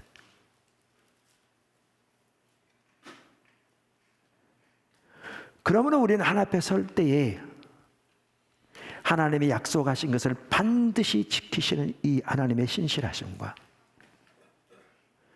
예수님의 십자가에 우리 죄를 위해 내어주심으로 자신의 의로움을 나타내신 그 하나님만을 신뢰하여 그 십자가의 공로만을 의지해서 우리가 회개하고 돌이키면 용서하시겠다고, 그리고 모든 불의에서 깨끗게 하시겠다고 약속하셨기에 그 약속만 의지하여 주 앞에 서야 합니다.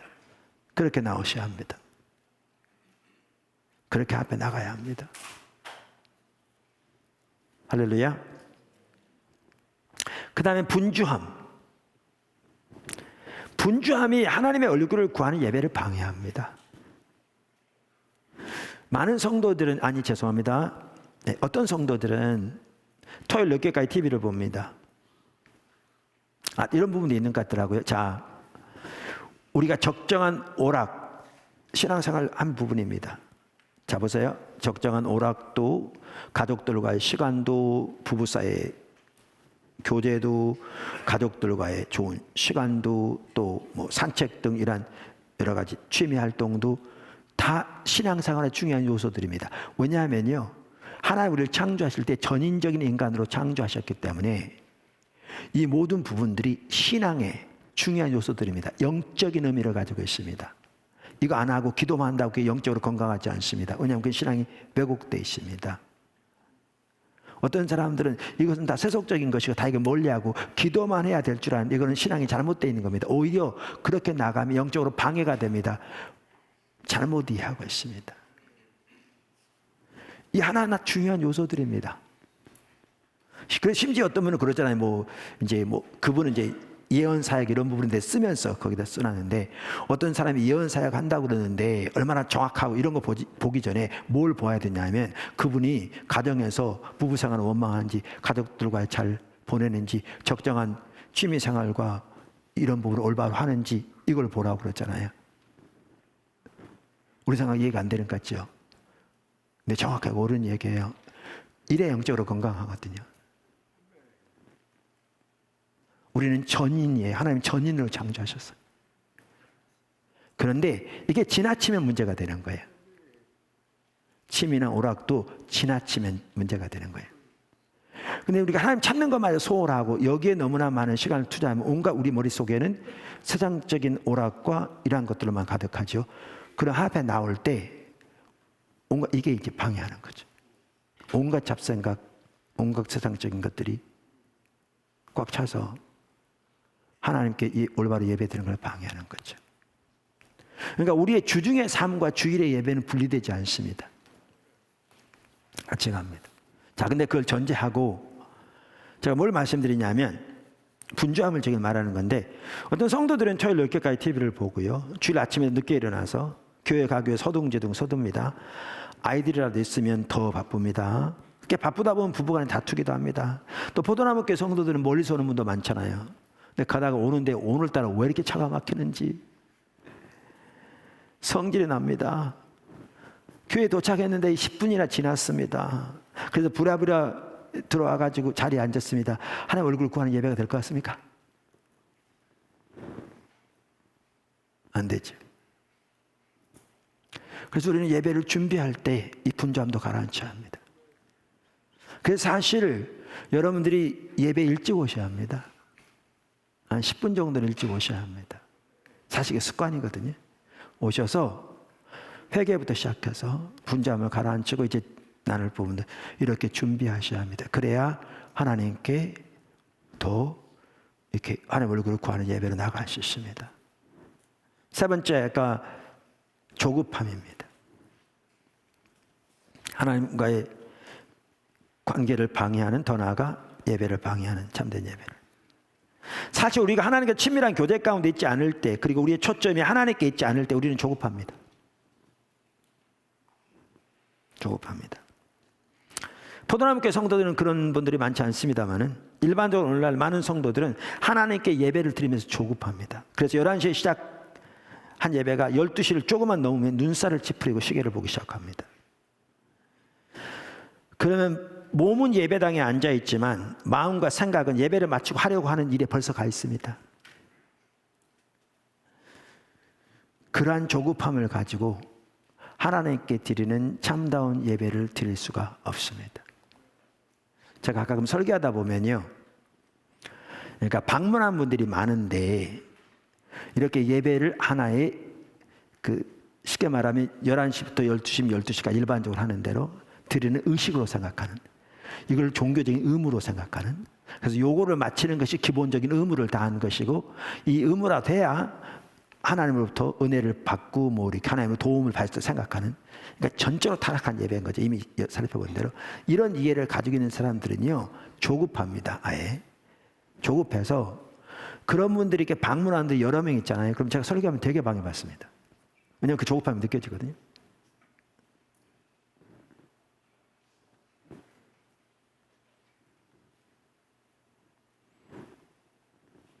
자, 그런 상황에서 하나님의 얼굴을 구하는 예배 가능하지 않습니다. 하나님은 우리의 스케줄에 따라 움직이지 않습니다. 우리가 하나님의 스케줄에 맞춰야 합니다.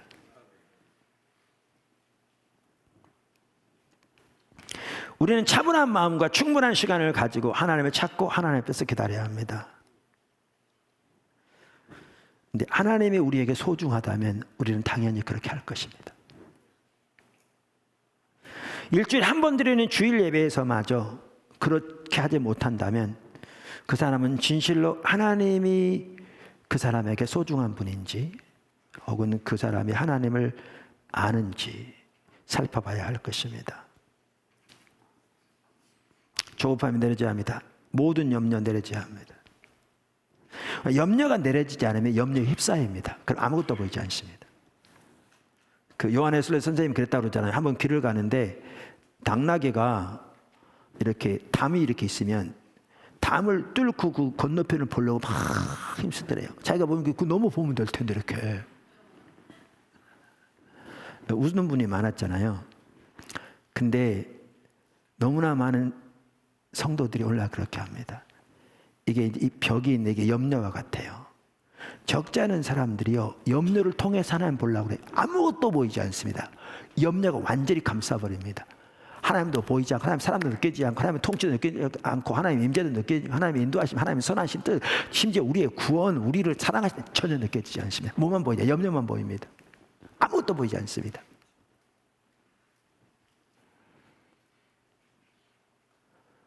너무 보면 되는데. 그래서 성경은 뭐라고 말하느냐면 염려를 주께 맡기라고 말하는 거죠. 너희가 염려한다고 키를 한 대라도 자라게 하겠냐고. 염려를 주께 맡기라. 그럼 하나님이 돌보실 거라고. 너희 염려를 다 주께 맡기라. 이는 그가 너희를 돌보심이라. 베드로전서 5장 7절. 그래서 하나님께 하나님 얼굴을 구하여 나올 때 중요한 한 부분이 뭐냐면 염려를 주께 맡기는 겁니다. 우리 10시 그 기도회 매일 그 같이 하잖아요. 이렇게 저도 이렇게 같이 기도회 계속 인도하면서 너무 좋은 시간이 되고 있고요. 또 우리 지체들도 또 외부의 성도들도 좋은 시간이 되고 있다고 저에게 얘기하면 꽤 되니까 정말 좋은 시간입니다. 여러분 할 수 있는 모든 분들 10시에 같이 하면 좋겠고 저녁 8시에 또 따로 있고 하니까 그때는 우리 팀들이 인도하지만 근데 하루는 그런 일이 있었습니다. 제가 이제 10시에 기도에 들어오면 예배 시작할 거니까 제가 휴대폰을 안 보거든요. 이렇게 울려도 안 보는데 그날따라 뭐가 막 울리더라고요. 근데 한 시간이 한 1, 2분 남았어요. 그랬더니 그걸 그냥 안 봤어야 되는데 뭐가 이렇게 자꾸 울리나 그래서 잠깐 꺼내봤어요. 그랬더니 그게 뭐와 관련돼 있으냐면 요즘 이제 뭐 건축도 하고 이렇게 하다 보니까 여러 가지 신경 쓸 일이 많잖아요. 근데 뭔지 기억 안 나는데 그거와 관련된 일이었어요. 그날 제가 보기엔 하나님 정말 함께 하신 날이었는데 저는 완전히 죽 섰죠. 완전히 죽 섰어요. 찬양 시간에도 기도 인도할 때도. 왜냐하면 그 생각이 완전히 압도하니까. 뭔지도 모르는 가운데 염려부터 시작해가지고 그냥 온갖 생각이 압도하니까 예배를 올바로 드릴 수가 없는 거예요.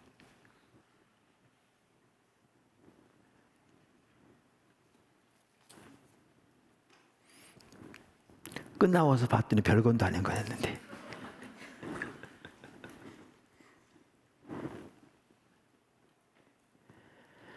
염려를 주께 맡기셔야 합니다. 근데 염려를 오직 하나님께 맡긴다. 훈련이 필요합니다. 하루아침에 되지 않습니다.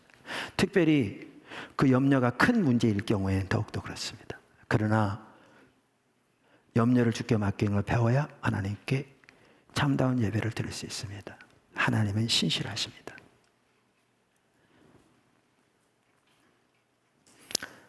마지막으로 개인적인 의제도 내려놓아야 합니다. 염려하고 비슷하긴 한데요. 개인적인 의제. 그렇지 않으면 염려와 마찬가지로 우리는 온갖 우리의 개인적인 의제에 휩싸여서 하나님의 얼굴을 구하지 못하게 될 것입니다.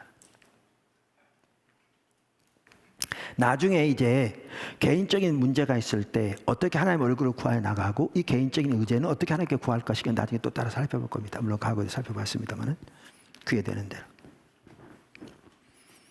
자, 그래서 우리는 이와 같이 하나님의 얼굴을 구하여 나가는 건데 하나님의 얼굴을 구하여 나가려면 예배를 준비해야 합니다. 보도나무교회 성도들은 다음 주부터는 더 예배를 준비하고 나오시길 축복합니다. 네, 좋은 방법은 10분이라도 먼저 와서 준비하는 것입니다. 할렐루야. 다섯 번째, 하나님을 예배함으로 나가십시오. 요게 이제 제가 예배란 말을 많이 쓰다 보니까 혼동될 수 있어요. 그러니까 하나님의 얼굴을 구하는 예배가 돼야 되는데 하나님의 얼굴을 구하는 예배가 되려면 하나님을 예배함으로 나가라. 그렇게 말했잖아요. 자, 설명을 드릴게요. 좋은 구절이 있습니다. 이게 어느 구절이냐면 시편 100편입니다. 한번 보십시오. 시편 100편 1절에서 5절인데요. 온 땅이여 여호와께 즐거운 찬송을 부를지어다. 기쁨으로 여호와를 섬기며, 이 섬긴다는 말은 예배한다는 말과 같은 말입니다. 기쁨으로 여호와를 섬기며 노래하면서 그의 앞에 나아갈지어다. 지금 하나님 앞에 나가는 걸 말하잖아요, 그죠? 근데 하나님 앞에 나갈 때 어떻게 나가라고요? 즐거운 찬송을 부르며 나가고 기쁨으로 예배하면서 나가라. 하나님을 그러면서 노래하며 나가라. 이렇게 말하죠. 그러면서 왜 그렇게 나갈 수 있는가? 여호와가 우리 하나님이신 줄 너희는 알지어다. 그는 우리를 지으시니요 우리는 그의 것이니 그의 백성이요 그의 기르시는 양이로다. 여기 또 중요한 게 나옵니다. 감사함으로 그의 문에 들어가며 찬송함으로 그의 궁정에 들어가서 그에게 감사하며 그의 이름을 송축할지어다. 여호와는 선하시니 그의 인자하심이 영원하고 그의 성실하심이 대대에 이르리로다. 이 시편이요 예배와 관련 정말 중요한 시편입니다. 다 표현하고 있습니다. 자 보세요. 하나님이 뭐죠? 그 인자하심이 영원하고 하나님이 선하시고 성실하심이 대대에 미치는 영원한 하나님이시며 그분이 우리를 사랑하시고 우리를 지으시고 우리를 그분의 백성 삼으시고 우리는 그분의 양이니 그 크신 은혜와 그 사랑 그 자비를 토대로 해서 하나님을 마음껏 예배함으로 나가라. 그러면서 그분을 찬양하고 그분께 감사하고 그분을 예배함으로 나가라 이렇게 말합니다. 찬양 경배 예배 하나 핵심이기도 합니다. 여기 나온 것처럼. 자, 그래서 하나님 얼굴을 구하여 나가려면요 중요한 게 이 구절처럼 정확하게 이 구절처럼 하나님을 예배함으로 나가야 합니다. 뭘 토대로? 하나님의 그 신실하심과 하나님의 그 위대한 사랑과 하나님의 크신 은혜를 인하여 그리고 하나님 안에서 우리가 얼마나 소중한 존재이며 우리에게 베푸신 하나님의 은혜가 얼마나 크고 우리와 함께 하신 하나님의 은혜가 얼마나 큰 것인가를 깨닫고 하나님께 감사함으로 찬양함으로 기뻐함으로 나가는 겁니다. 당연한 얘기 같죠. 이렇게 해야 되는데 그렇게 못하는 것이 대부분입니다. 그러니까 그렇게 하지 못하는 경우가 대부분입니다.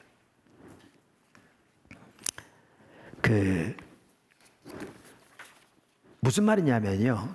레리 크랩이라고 하는 학자가 있어요. 이분 원래 그 심리학자입니다. 제가 알기로는 상담의 전문가입니다. 세계적인 분입니다. 그래서 그분 책 상담에 대한 책이 우리나라 번역된 것만 해도 여러 권 있습니다. 그만큼 세계적으로 유명한 분입니다. 이분이 수년 전에 이전에 경험하지 못했던 하나님과 친밀한 교제를 경험한 것 같습니다. 그러면서 그분이 하나님과 친밀한 교제를 가지려면 우리의 기도부터 받게 한다. 그래가지고요 파파 기도라는 책을 썼는데 제가 수년 전에 그 책을 여러 번 소개한 적이 있습니다. 파파 기도라는 책을 썼는데 그 책에 보면 그분은 하나님 얼굴을 구하는 삶, 하나님의 손을 구하는 삶 이런 용어는 전혀 쓰지 않았습니다. 근데 제가 말한 것과 정확하게 똑같은 내용을 말합니다. 그러면서 그분이 먼저 뭘 말하면 이렇게 말합니다. 하나님과 친밀한 교제를 방해하는 잘못된 자기중심적인 기도에 대해서 말합니다. 그러니까 하나님과 친밀한 교제를 방해하는 잘못된 자기중심적인 기도. 근데 이 기도, 예배도 기도니까 자기중심적인 예배라고 하면 됩니다. 설명하는데 제가 왜 이 부분을 말하냐면요. 오늘날 어떻게 보면 대부분의 성도들이 이렇게 하고 있습니다. 그러니까 그분이 잘못된 자기중심적인 기도라고 표현한 그렇게 기도하고 그렇게 예배를 드립니다. 그러니까 하나님과 친밀한 교제는 가능하지 않습니다. 그러니까 하나님 얼굴을 구하는 예배도 가능하지 않습니다. 그럼 그분이 말한 잘못된 자기중심적인 기도는 뭐냐? 이제 기도의 일반적인 요소를 5가지로 말하면서 일반적인 요소를 그분은 그 순서를 이렇게 말합니다. 간청, 중보, 감사, 예배, 관계 맺기. 이게 이제 일반적인 기도의 요소인데 요 순서대로 한다는 거예요. 그 하나 설명하면 적지 않은 사람들이 하나님께 나올 때 뭐부터 하냐? 간청부터 나온다는 거예요. 기도든지 예배든지. 한마디로 요약하면 이런 거예요. 주세요, 주세요. 우리말은 주시옵소서, 주시옵소서. 일반적으로. 그러니까 이게 뭐냐면 하나님의 선을 구하는 기도입니다. 자기 필요한 목적을 따라 하나님의 도움과 능력을 간절히 구하는 거 나오는 거죠. 주시옵소서, 주시옵소서, 주시옵소서. 도와주시옵소서. 이렇게 나오는 거예요. 근데 이 기도가 뭐라고요? 하나님과 친밀한 교제를 방해하는 잘못된 자기중심적인 기도요. 자기중심적인 예배라고요. 그러니까 이게 하나님의 손을 구하는 기도 예배라고 볼 수 있어요. 정확하게. 자, 그렇게 나옵니다. 그 다음에 여기 중보도 있어요. 그러면 중보인데 여기서 말하는 중보는 다른 사람을 위한 기도입니다. 근데 다른 사람을 위한 기도도 있어요. 예를 목회자를 위한 기도, 남편을 위한 기도, 아내를 위한 기도 다 있어요. 또 이웃을 위한 기도도 있는데 이 자기중심적인 기도의 배후에는 항상 뭐가 있냐면 자기가 있어요. 그러니까 상대방을 위한 기도에서도 결국 자기를 위해서 하는 거예요. 이런 거예요. 목회자를 위한 기도인데 이런 거죠. 하나님, 우리 목사님의 설교가 너무 은혜가 없습니다. 그런 거예요. 내가 교회 가서 은혜를 받아야 되는데 이게 정말 신앙생활이 힘듭니다. 그러니 하나님이 우리 목사님에게 정말 말씀의 권세를 더해 주시고 은혜를 부어 주셔서 하나님 목사님의 설교를 통해 제가 은혜를 받게 해주시고 제가 제 신앙생활이 기쁘게 하옵소서. 매우 그럴듯하죠. 문제가 뭐냐면 그 중심에 항상 뭐가 있냐면 자기가 있어요. 그 남편을 위한 기도도 그런 거예요. 예를 들면 이런 거예요. 남편이 나에게 잘해줘야 되는데 남편이 너무나 나에게 잘못해서 내 결혼생활이 너무나 불행합니다. 하나님 제발 남편에게 은혜를 부어주셔서 삶이 변하게 없어서. 근데 병원에 뭐냐면 삶이 좀 변해서 나에게 좀 잘하게 했어요. 그래서 내 결혼생활 좀 행복하게 했어요. 그런 뜻이에요. 이게 잘못된 기도라는 거예요. 그 기도 뭐가 잘못됐는데 이렇게 생각할 수 있어요. 자 보세요. 이런 이해를 가지고 상대방을 위해 기도하고요, 상대방이 자기에게 잘해주면 감사, 자기 생각도 안 해주면 원망 불평되면요, 그 결혼은 절대로 행복하지 못합니다. 그게 하나님 의도하신 가정 결혼도 아니고요, 절대로 행복할 수 없어요. 자기중심적인 가치관으로 올바른 관계가 이루어질 수 없어요. 진정한 관계는 하나님 중심적인 관계에서만 가능해요. 성경에서 말하는 진정한 관계는 이런 거예요. 예를 들면 뭐 남편이 아내든지 부모든지 자식이든지, 예를 들면 상대방이 정말 잘못한다 그럴지라도 나는 하나님의 사람이기 때문에, 우리 모두 믿는 사람은 하나님과의 관계에서 그분의 사랑, 그분의 은혜, 그분의 신실하심, 나와 함께 하신 하나님의 그 말로 표현할 수 없는 그분의 사랑과 은혜로 인하여 내가 감격하며 거기에 참다운 기쁨과 안식을 가지며, 이제 그 사랑으로 인하여 상대방이 어떤 상태든지 하나님께 맡기고 내가 할 부분은 신실하게, 그 사랑으로 인하여 내가 할 부분을 신실하게 상대방에게, 아내는 아내로서, 남편은 남편으로서, 부모는 부모로, 자식은 자식으로서, 직장에서 부하직은 부하직은, 상사면 상사로서 신실하게 내 부분을 하나님의 관점에서 섬길 때 이게 신앙생활입니다. 그리고 이게 돼야 하나님의 은혜가 나를 통해 상대방에 흐를 수 있습니다. 근데 아까 자기중심적인 기도와 자기중심 예배에서는 이게 가능하지 않습니다. 전혀. 잘못된 거예요. 하나님과 관계도 올바로 안 되고. 여기서 감사도 있습니다. 감사 세 번째. 근데 이 감사도 어떤 감사냐면 자기가 원하고 자기가 바라는 것을 채워졌을 때 드려지는 감사입니다. 모든 게 자기중심적이에요. 감사. 그래서 그 책에 보면요, 이런 예가 있어요. 자기 친구 예인데, 우리나라도 그렇지만 이제 미국에서 차를 새로 살려면 이제 주문하면 바로 오는 게 아니고 한참 있다 오잖아요. 그럼 자기가 있는 차를 팔아야죠. 왜냐하면 돈을 많이 쌓아두고 하는 것도 아니니까요. 팔아야 또 이거 넣기도 하고. 우리나라는 그냥 새 차 사면서 막 가져가기도 하고 그러는데, 미국은 그 당시한테 대부분 안 그런 것 같아요. 팔아요. 근데 돈도 필요한데, 근데 미리 팔면, 우리나라도 그렇지만 미국은 행동 반경이 넓어서 차가 없으면 이렇게 꼼짝도 못 하는데 직장도 다녀도 안 되는 거죠. 근데 차가 나왔는데 안 팔리면 이제 또 그것도 힘들고, 그런데 차가 나온 날 이 차가 딱 팔렸는데 자기가 원하는 가격보다 더 많이 파는 거예요. 그러니까 감사하다는 거죠. 그러니까 문제는 뭐냐면 여기 그런 감사한 거예요. 그럼 뭐가 잘못됐냐고 그럴지 모르는데요, 이런 자세를 가지고 있으면 성경에서 말하는 범사에 감사라고 말하는 그 삶은 전혀 가능하지가 않아요.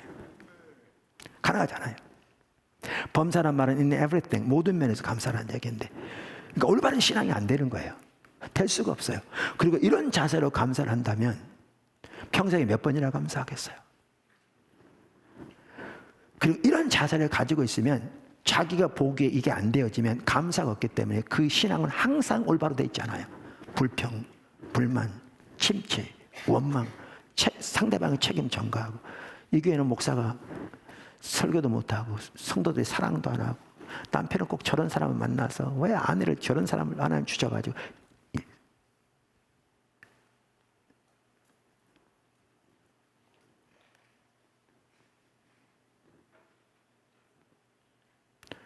여러분 요즘 하나님을 찾아야 하나님의 살아계신 생명 역사의 교회 가운데 함께 하는데 개인 삶 속에도 이게 안 되니까 오늘날 교회에서 연말 같은데 송교영신 예배 가운데 감사 얘기하는데 결국 감사 나온 게 그런 것밖에 없는 거 아세요? 기껏해야 너무나 적지 않은 경우에 뭐 금년에 남편 뭐 승진했다는 이번에 자식 뭐 대학교 그래도 인솔 했다는 등 뭐 등등. 그게 감사가 아니란 얘기가 아니라 문제는 그거밖에 없는 거죠. 이게 자기중심적인 삶의 기도고요. 근데 네 번째가 뭐냐면 예배, 아까 말한 대로 여기도 예배가 있어요. 하나님을 높이는 예배가 있는데 문제가 뭐냐 하면 지금 이 순서대로라니까요. 그러니까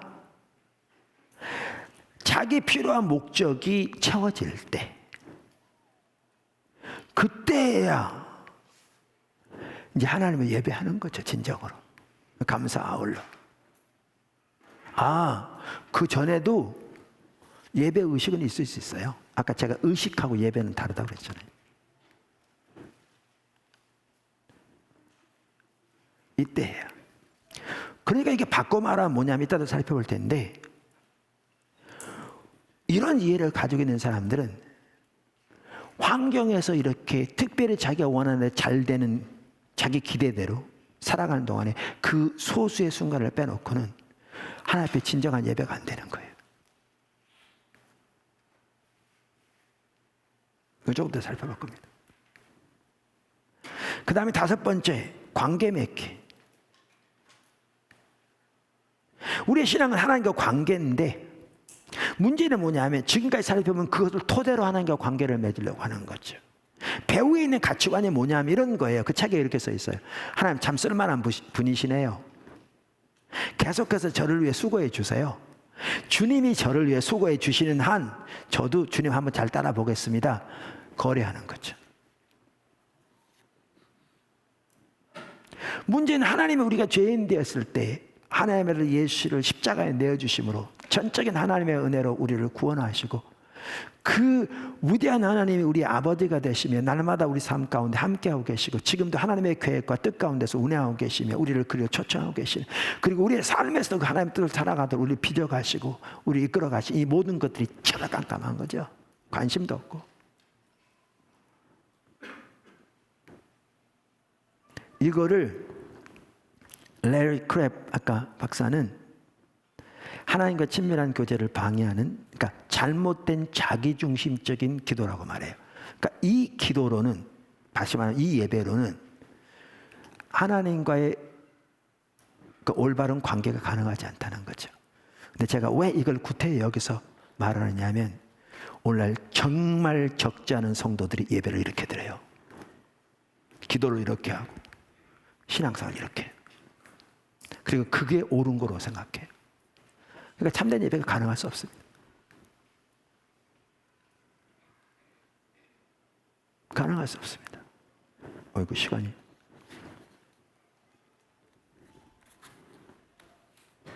근데 이 상황에서 예배로 나가는 말은 뭐냐 하면 그 레리 크랩 박사도 이렇게 얘기했더라고요. 그러면 그 참된 기도는 뭐냐? 그걸 관계형 기도라고 그래요. 관계형 기도. 그러면서 이렇게 말해요. 관계, 예배, 감사, 중보, 간청. 5가지. 이 순서로. 그럼 뭐부터냐? 관계. 그러니까 아까 보세요. 시편 100편에 보면 하나님께 노래함으로 나아가자, 기뻐하며 찬양하자, 감사하자 그랬는데 어디서 나오냐면 그의 인자하심이 영원하고 무궁하며 그분이 우리를 그분의 소유 삼으시고 우리는 그의 기르신 양이요 그의 백성이라. 여기서부터 시작하는 거죠. 하나님께서 얼마나 크신 사랑으로 우리를 구원하셔서 우리를 하나님의 자녀 삼으시고 우리를 하나님의 아버지라 부르게 하시고 그 위대하신 하나님이 우리의 아버지 되시며 우리와 함께 하시는 이 관계부터 시작하는 거죠. 여기서부터 모든 게 시작되는 거죠. 너희는 알지어다 이렇게 말하는 것처럼 하나님의 그 신실하신과 위대하신과 자비하신과 우리를 향한 그 사랑과 하나님 안에서 우리가 얼마나 위대한 신분으로 우리를 구원하셨는지 우리가 알수록 하나님 예배하는 거죠. 더 이 관계로부터 나오는 거죠. 이 관계로부터 나와서 뭐부터 나가느냐? 그분을 예배함으로 나가는 거죠. 예배는 하나님께서 행하신 그 아름다운 일들을 인하여 그분께 찬사를 드리고 그분으로 인하여 영원히 기뻐하는 것, 이게 예배입니다. 이게 예배의 정의예요. 이건 예배 의식이고. 그 시편 100, 아까 100편이죠? 시편, 제가 그 조수리 적은. 네, 시편 100편 그 기자가 말한 것처럼 그렇게 하나님과의 관계의 토대에서 하나님을 마음껏 예배하며 나가는 거죠. 여기 중요한 부분이 감사한 거죠, 또한. 근데 감사가 내게 어떤 것을 베풀어 주셨기 때문에 감사, 훨씬 이전에 주님이 나를 사랑하시고 하나님 나의 하나님 되시고 나와 함께 하신 은혜가 너무나 크기 때문에 감사하는 거죠. 그리고 기도 중보요. 이 토대 위에서 이제 가까운 가족뿐만 아니라 하나님 목적을 위해 기도하는 자로 나가는 거고요. 나가는 거고. 그리고 하나님 뜻이 이루어지도록 간청하는 자리로 나가게 되는 것이죠. 이게 올바른 거죠. 올바른 거죠. 자, 여기 한 가지만 더 덧붙일게요. 시간이 됐네요. 제가 그냥 빨리 마칠게요. 이와 관련해서 제가 이 예배회복 시리즈 설교를 지금 다 7년 전인가 8년 전에 했어요. 그러면서 그 후에 책이 나왔거든요. 그걸 정리해서. 그때입니다. 제가 하루는 이렇게 설교를 하고 우리 같이 기도하는데 성령께서 그런 마음을 주시는 것 같아요. 이 찬양 생각나게 하시면서 우리 그 추가곡에 있는 2장인가요? 온 마음 다해. 그 가사가 이렇죠. 주님과 함께하는 이 고요한 시간, 주님의 보좌 앞에 내 마음을 쏟네. 모든 것 아시는 주님께 감출 것 없네. 내 마음과 정성 다해 주 바라나이다. 나 염려하지 않아도 내 쓸 것 아시니 나 오직 주의 얼굴 구하게 하소서. 다 이해할 수 없을 때라도 감사하며 날마다 순종하며 주 따라오리다. 온 마음 다해 사랑합니다. 온 마음 다해 주 알기 원해요. 내 모든 삶 당신 것이니 주만 섬기리. 온 마음 다해. 이렇게 생각나게 하시면서 성령께서 뭐라고 감동하실 것 같냐면 오늘날 내 백성이 이 자세가 없기 때문에 나를 올바로 예배하지 못한다 그러신 것 같더라고요. 자, 보세요. 이게 그 뜻이에요. 이렇게 하나님 앞에 예배로 나가려면 그 배후에 뭐가 있어야 되냐면 믿음이 있어야 돼요. 믿음이. 이에 대한 좋은 예가 바울의 예예요. 바울은 아시아로 가서 복음을 전하려고 했는데 하나님의 성령께서 여러 차례 막으셨어요. 그 다음에 환상을 통해서 마게도냐 지역으로 가라고 환상을 보여주셔서 바울과 일행들이 하나님 뜻인 걸 분별하고 마게도냐 지경의 첫 지경을 갔는데 빌립보에 갔어요. 갔는데 하나님 인도를 따라갔는데 사역은 별로 열리지 않고 귀신 들린 여자애가 날마다 쫓아다니면서 예언하는데 100% 정확한데 문제는 귀신 들려 하는 거예요. 그래서 참다가 견디지 못해서 바울이 예수 이름으로 귀신을 쫓아내버렸어요. 그랬더니 그 여자아이는 귀신 들려서 점쳐져서 돈을 버는, 주인에게 돈을 벌게 하는 그 노예였는데 주인들이 돈 벌 기회가 사라져 버리니까 바울을 고소해서 바울과 그 일행들이 채찍에 맞고 감옥에 갇혔어요. 그 당시 채찍은 끝에가 갈고리가 있어가지고 이 살점이 떨어져 나갔대요. 그 당시 감옥은 요즘하고 달랐어요. 냉난방 당연히 없었고요. 많은 필요는 자기들이 스스로 알아서 해야 되는 이런 상황이에요. 치료 없었겠죠. 근데 밤 12시가 되었을 때 그들은 찬양하기 시작해요. 성경. 어떻게 이게 가능했을까요? 우리 같으면 이랬을 수 있어요. 좀 그렇게 말하면. 아니, 하나님 내 등이 성한 게 배 아프십니까? 내가 아시아로 간다고 하지 않던가요? 근데 왜 여기 보내서 사역은 안 열리고 왜 이렇게 채찍에 맞고 감옥에 갇히게 합니까? 이렇게 원망할 수 있어요. 근데 바울은 전혀 그게 없어요. 근데 왜 이게 가능한 줄 아십니까? 믿음이 있기 때문에요. 다 이해할 수 없을지 몰라도 하나님의 신실하심과 자비하심과 통치하심, 독생자까지 아끼지 아니하시고 내어주실 만꾸리를 사랑하시기에 그분의 뜻은 항상 최선이며 그분은 영원 전부터 영원 끝까지 아시는 전지하신 하나님이 돼 실수가 없으신 하나님이시기에 내가 이해할 수 없을 때라도 하나님의 선하신 뜻 가운데 인도하고 계신다는 것을 확신할게요. 그 상황에서도 하나님을 찬양하러 나가죠. 예배함으로. 다윗과 실라 우리들이 그렇게 하나님을 찬양하러 나갈 때, 감사하러 나갈 때 아마 하나님이 감격하셔서 못 견디신 것 같아요. 그래 옥토를 흔들어 버리셨어요. 착고가 풀리고 옥의 문이 열리고, 그래서 그 결과 어떻게 되는가? 빌립보 교회가 세워지게 돼요.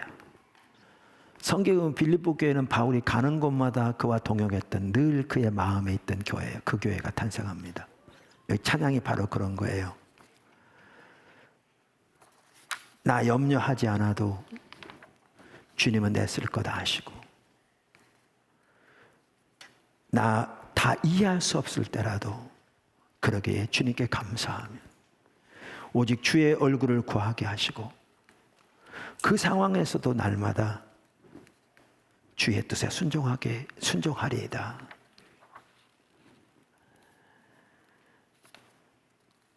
온 마음 다해 사랑합니다. 온 마음 다해 주 알기 원해요. 내 모든 것 삶 당신 것이니 주만 섬기. 온 마음 다해. 아까 말씀드린 대로 오늘날 하나님의 백성들이 이 자세가 없기 때문에 하나님께 올바른 예배를 못 드린단 말이 바로 그것 같았어요. 아까 레리 크랩이 말한 그 상태 그대로 있는 거예요. 그러니까 모든 하나님께 드린 예배마저도 뭐에 좌우되냐면 환경에 좌우되는 거예요. 조그만 어려움만 닥쳐도 그냥 완전히 문제가 휩싸여서 아무것도 보이지 않은 가운데, 예배로 나올 때도 온갖 생각은 자기 문제에 있어서 그저 구할 때부터 그거 해결해달라고 구할 뿐만 아니라 예배 드린 이거라도 해야 돼 해줄 것처럼 그런 이해를 가지고 나오고, 그런 상황에서 하나님 또 얘기하면 지금 내가 어떤 상태인지 알지 몰라고 달려들어 곧 잡아먹을 것처럼, 내 문제가 해결될 다음에 무슨 하나님의 뜻이 뭐 어쩌고 가능할지, 지금 내가 이런 상태인데라고 달려드는. 그러니까 진정한 감사는 전혀 가능하지 않은, 평생에 걸쳐 그렇게 진정한 감사할 거 몇 번이나 할 수 있겠습니까? 그런 상태. 그러니까 하나님께 올바른 예배를 전혀 드릴 수가 없는, 모든 것이 자기 원하는 바에 좌우되는 조건적인 예배, 타락한 예배, 손을 구하는 예배. 이게 오늘날 성도들이 처해 있는 상황입니다. 그러면서 종교적인 의식만 하고 돌아가면 그게 예배인 것처럼, 그게 타락해서 이제 이게 의식으로 돼버리고, 이거마저도 자기 목적을 이루기 위한 의식이 돼버리는 율법지로 타락해버린, 하나님의 견디하지 못하신 예배인데 그 사실도 모르고 있는 거죠. 당연히 그게 당연한 것처럼. 그러면 아까 하나님의 얼굴을 구하는 예배가 돼야 한다는 말은 그 뜻입니다. 똑같은 얘기입니다. 시편 100편 기자처럼, 레리 크랩 박사가 말한 것처럼, 하나님 되심을 위해 그 관계에 도대해서 하나님을 예배함으로 나가고 감사함으로 나가고, 뭐가? 그 배우의 믿음이 도대해서, 그리고 주님의 뜻을 알기를 원하고 그 뜻이도 기도하고 강청하고 나가는 그 예배가 참된 예배입니다. 여러분 그렇게 되기를 축복합니다. 시간이 돼서 제가 나머지는 그냥 제목만 읽어드리겠습니다.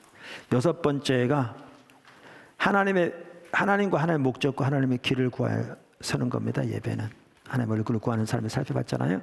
그렇게 하나님 찾아 나오는 겁니다. 이때도 중요한 게 있어요. 한 가지. 하나님의 목적과 길을 알기를 구하여 나오되, 이때도 예배가 먼저 돼야 합니다. 감사, 하나님의 은혜로 인한, 그리고 하나님 되심을 인하여 마음껏 찬사를 드리고 그분을 기뻐하는 예배가 먼저 돼야 합니다. 요게 먼저 안 되고 하나님의 목적, 길을 먼저 구하면, 잘못하면 그 예배는 감사 없는, 그러니까 뭐라 그럴까? 갑자기 단어가 생각이 안 나는데, 강박관념에 빠지게 할 수 있습니다. 그건 해로운 겁니다. 그러니까 하나님의 길을 알고 목적을 알기를 구할 때에도 그거보다 더 먼저 동일하게 하나님의 얼굴을 구하여 나오는 기도대 하나님께 대한 예배로 나와야 합니다. 시편 100편이 정확하게 하나님께 나가는 것을 말하고 있습니다. 마지막 7번째 중보기도입니다. 하나님의 뜻이 보이고 하나님의 목적이 보이면 그 뜻이 이루어지도록 이제 구하는 거죠. 간구하는 거죠. 이렇게 나가는 것이고요. 그 다음 8번째가 순종입니다. 그 하나님의 뜻에 우리의 삶을 드리고 순종해 나가는. 그러니까 하나님께서 우리에게 생명과 시간과 물질과 재능을 주셔서 청직으로 맡겨주셨는데 그것을 가지고 하나님의 뜻이 이루어지도록 우리의 삶을 드리는 데 나가는, 그게 예배입니다. 이게 하나님께 하나님의 얼굴을 구하여 나가는 예배입니다. 여러분들이 이것을 잘 이렇게 정리하셔서 하시고 그렇게 하나님 앞에 예배로 나가게 되시기를 주님으로 축원하고, 그렇게 해서 여러분의 모든 또 우리 전체 예배가 정말 하나님이 임재하시고 하나님 마음껏 운행하시니 우리가 예배를 통해 하나님을 더 깊이 만나고 하나님 앞에 자라나며 하나님 우리가 생명이 넘친 자리로 나가게 되기를 예수님으로 축원하고 우리나라 모든 교회 예배가 그렇게 되기를 간절히 소원합니다. 기도하겠습니다.